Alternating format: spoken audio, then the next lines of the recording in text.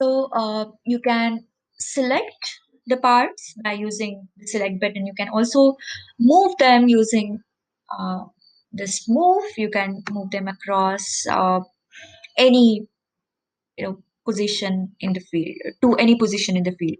So this red would red arrow would kind of help you to move the part across x-axis in a horizontal direction. Basically, you can simply drag it in that direction.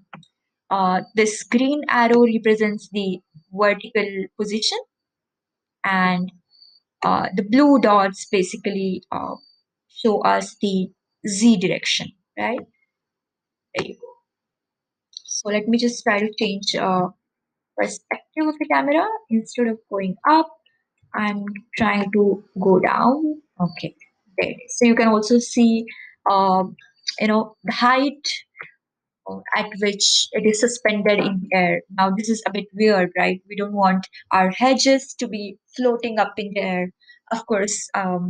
So what we can do is we can smash it onto the ground, right?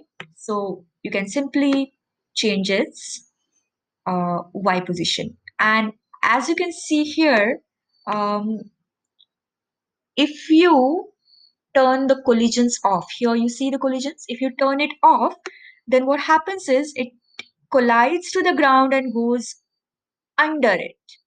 So it can actually take your hedge down into the ground, say towards the negative y-axis. We don't want that. So what we can do is we can turn the collisions on by simply clicking on it.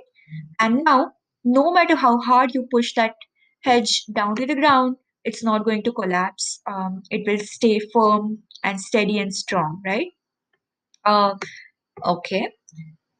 So you can, of course, change its position and size using these options.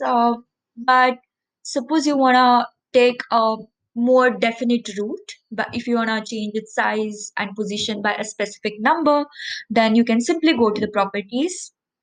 Here you can click on the part, and under the properties, you will see attribute of size. So if you click on the arrow, you will also see the breakdown. Like if you want your x to be say 60, which is the length, then suppose y you want it to be 20 and z is 1, or let it be 2. So you can simply change the number. Let me change its perspective of the camera. If you change to this direction, then you will see a change in the thickness. See, this is 1, this is 5, and this is 2. You can also duplicate the part, so you can simply click on it and press Ctrl plus D, and it will duplicate part. So you can move it and hold on. So you can move it and place it somewhere else. I'm not sure why it's not moving using this one. And all right, there you go. So you can smash it to the ground and it's going down. So you can undo it by Control Z, turn the collisions on and press it on the ground. Okay, so let's check if this is positioned correct. So you can go to the hedge. Let's rename this to hedge 2. It would kind of help us to, oh, okay, all right, let it be hedge. You can go down because there will be many more of them. So you can go down in the properties and check the size is 6022, which is close, which is exactly what we had earlier. So because it's a duplicate, now go to the position. All right. So you can change its position by going to these each of these x, y, z values. I want to change it to say 0.5 as y, and both x and z being 10.